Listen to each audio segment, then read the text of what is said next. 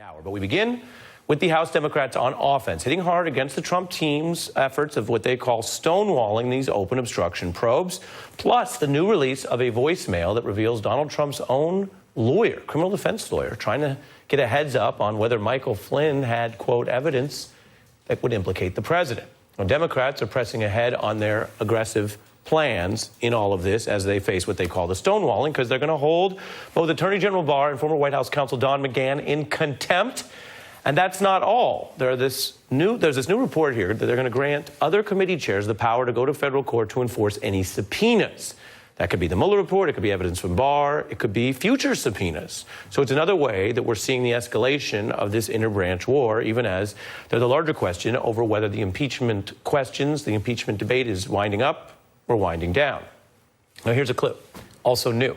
Speaker Pelosi, she's dialing up her rhetoric, telling senior Democrats that while she may not be for impeachment now, she wants to see Donald Trump in prison. Pelosi showing that with it unlikely that impeachment is coming anytime soon. She is the House Speaker. She controls whether that would become real. She wants Democrats to focus on some sort of longer-term alternative. You have the Justice Department policy that you cannot indict a sitting president. We've heard a lot about that. That's also being contested. 2020 Dems are running against that. And then, separate from whether they repeal that policy, if a Democrat does defeat Trump, what you have here is the Speaker of the House openly suggesting that after his presidency, maybe he should be prosecuted, maybe he should be jailed. That is tough talk. Trump responding in kind on a Fox News interview. This was part of the war cemetery discussion, part of the Normandy 75th that we've been covering today. Take a look at this. Nancy Pelosi, I call her Nervous Nancy. Nancy Pelosi doesn't talk about it. Nancy Pelosi's a disaster, okay? She's a disaster. And let her do what she wants. You know what? I think they're in big trouble.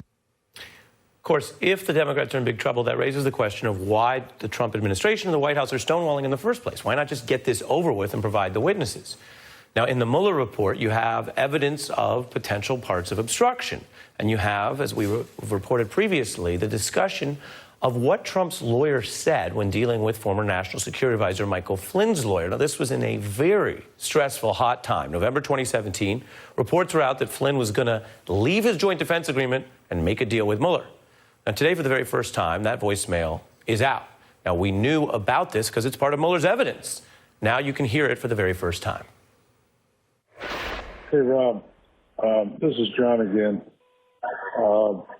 Maybe I'm sympathetic. I understand your situation, but let me see if I can't state it in stronger terms. It wouldn't surprise me if you've gone on to make a deal and work with the government. If, on the other hand, there's information that implicates the president, then we've got a national security issue. We need some kind of heads up. Remember what we've always said about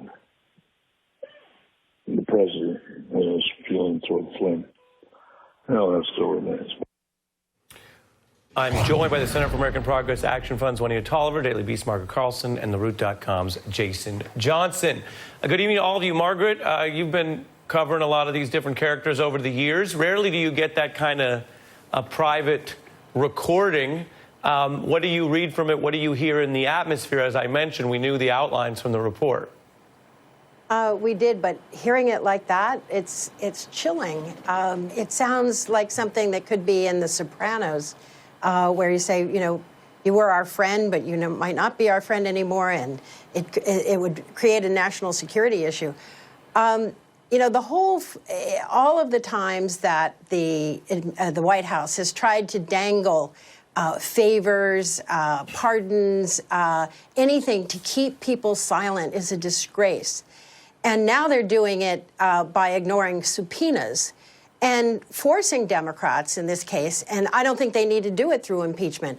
I think the tools that Democrats need are available to them by other means, through the Judiciary Committee, through oversight committees, to use the contempt method if they don't. If that's how they have to enforce the subpoenas against people who are really not under Trump's control anymore. Don McCann had his heroic moment as you're reading the Mueller report, and I assume he would testify, but he's been intimidated by Trump into not testifying. The same with Hope Hicks. So we have to hope there's a branch of government left. The Senate is amoral, not going to do anything. Don't count on them. They're never going to impeach. But that the judicial branch, there are judges who will still do the right thing. Wanting to take a listen to Senator Warren. Donald Trump, as president, delayed, deflected, moved, fired, and did everything he could to obstruct justice. If he were any other person in the United States, based on what's documented in that report, he would be carried out in handcuffs. Is this the new Democratic message, instead of them actually doing what one would do if you thought someone should be carried out in handcuffs, which is go forward with the congressional remedies? Senator Warren is at least consistent because she has come out for impeachment. If Nancy Pelosi believes this is criminal conduct justifying jail, then doesn't it justify an impeachment probe? Well, I think what Nancy Pelosi's strategy here is ultimately, let's be strategic, let's get it right the first time, because once you open that floodgate with impeachment proceedings, there is no taking it back. And what Pelosi is fully aware of is that, sure, there might be success in the House, but the Senate is a graveyard, as we've seen for any bit of positive legislation that House Democrats have put up. Mitch McConnell has made it very clear they're all DOA. The other thing about Senator Warren's statement that really springs true is no one is above the law, and that includes President Trump. So let me even press though he is obstructing. Yeah. Let me press you on that, because you're in Washington, you're dialed in. I'm not saying Cap is the same as Speaker Pelosi. We'll invite her on as well. But as you articulate some of the analysis of the rationale, doesn't the counter argument become, is this the Democrats' version of lock her up? I mean, there was a judicial legal process. We've covered it extensively. It did not result in an indictment, whether you like it or not. The next step would be, does Congress want to deal with it? And if the Speaker doesn't want to go that route, she has every right to explain that. But if she doesn't want to go that route and then she is making prison-esque, jail-esque references, does she risk, I ask for your analysis, does she risk getting close to a lock-her-up kind of frame where you're using the impugning of criminal conduct without actually responsibly dealing with the evidence? Well, I think going back to what you said about whether or not she wants to deal with it, I think she is dealing with it. I think she's just not moving as quickly as some would want, because she's outlined that the premises in which and the conditions in which she would like to move forward is with, one, a lot more buy-in from the general public and awareness, and two, some bipartisan support. So I think she's dealing with it as they ramp up committee chairmen and women's ability to file suits against people who and hold people in contempt of Congress who choose to not appear and abide by subpoenas. So it's being handled. It's just not being handled in a way that I think with the urgency that a lot of people want to see. Jason, do you see a risk here of this turning into lock him up? Yes, and it's just as silly, Ari, as lock him up, because it's also a chant that they're not willing to go through with. Everybody knows that Donald Trump really wasn't going to try and lock up Hillary Clinton. And essentially what you have Nancy Pelosi saying is, we have a monster here, and you can use holy water and you can use garlic, but don't use the silver bullet. Even though we got him in the chamber, literally in our chamber, the House chamber, we're not going to use the silver bullet that's at our disposal. It doesn't make any sense, and it makes her leadership sound weak. Look, I'm down here right now. I just saw a speech by Maxine Waters. She led the entire audience in a chant of impeach 45. The base wants to see this process. Nancy Pelosi is speaking against her own base and speaking against her own leadership at this point. There is no strategy behind it. It's certainly not one that a lot of people are agreeing with. Juanita, you wanted to get in? Yeah, I'm saying she's just saying, let's not jump to that silver bullet yet. There are still some foundational things that need to happen here, and so she's just moving strategically. No, that's not strategic. Because Jason, she says, well, we're not going to. Yeah, if she says, well, we can't do it until the Senate happens and we can't do it until we get the public involved, every single logical person who knows anything about history is saying you can't get the public involved until you begin impeachment proceedings. We don't have to go back and repeat the whole Nixon rule again. You can't get the public involved. She is constantly moving the goalposts in ways that don't make sense to anybody. You can still impeach him without him being removed. That's the Senate's problem. And putting them on the line and making Republicans have to say right before an election year, this is why I want to keep a president president who is engaging in possibly illegal activities in office. That's the greatest campaign slogan you can have for 2020, and she's denying that to this country. Hearings that are televised will get public buy-in. The idea, but I think those hearings can be done at the Judiciary Committee hearings, Oversight Committee hearings. Look what Trump did with the Mueller report. He exonerated himself. He had the help of William Barr, who's, this is the part of the movie where you find out that the police captain is on the take. So Barr did everything he could to help Trump make that case. So the public, or at least a portion of it, thinks that Trump was found innocent by the Mueller report. He said no collusion and I was exonerated. Imagine what he'll do if the Senate relieves him of impeachment.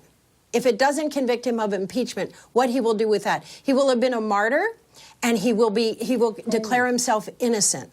And that will not help anybody. If you know that that adds, it makes it worse for Democrats going into the election to have Trump have that in his pocket. Yeah, that's not going to be in his pocket. He's going to say that no matter what. Donald Trump has been caught doing all sorts of inappropriate activities, and he will still exonerate himself. And if you want to talk about the dirty police chief, here's what we learned from all cop films, right? The Departed. If you take too long, the hero ends up dead. Right? They end up dead at the end of the movie because they weren't aggressive enough when they needed to be. Right. This doesn't have to be about what Donald Trump is. This is about what the constitutional responsibilities are of the House, what the constitutional responsibilities are of the Senate. This sort of tepid nonsense on the part of Democrats, well, we can't do this because Trump is going to flip it another way. Has no one been paying attention to this guy for the last 3 years? He will make up and lie. I thought what we learned from The Departed, I thought in The Departed we learned that if you have the top floor apartment in the best building in Massachusetts, it doesn't make sense on a cop salary. I'm going to go. Exactly. There's that, too. As moderator, I'm going to go Juanita and then Margaret, and then we're out of time. Yeah, I honestly think, with all the Departed analogies aside, there is some value to the fact that the public needs to be bought in here. And I'm talking about, sure, the echo chamber of Twitter is loud. You got progressive folks on the left really pushing here. But Pelosi sees the big picture, and I think we got to stay the course. So if you can fast forward and see that impeachment only emboldens Trump and makes him stronger, would you still be for impeachment? It won't do that, so I'm in favor of it. I'm asking my friend Jason. Yeah, it's not going to embolden him because he's emboldened anyway. So you should go ahead with impeachment. There's more emboldenment in him. Look at him on D-Day, taking after. This is who the president's going to be. Completely uncouth. Well, I'm going to fit in a break because we have so much in this show. What I appreciate is such a fulsome, no-holds-barred exchange of views with people having very different ideas about what to do next on a central constitutional question. So we listen and we learn. Margaret, Jason, and Juanita, thanks to each of you. Thanks, Ari. Thank you. Really appreciate it. Interesting conversation.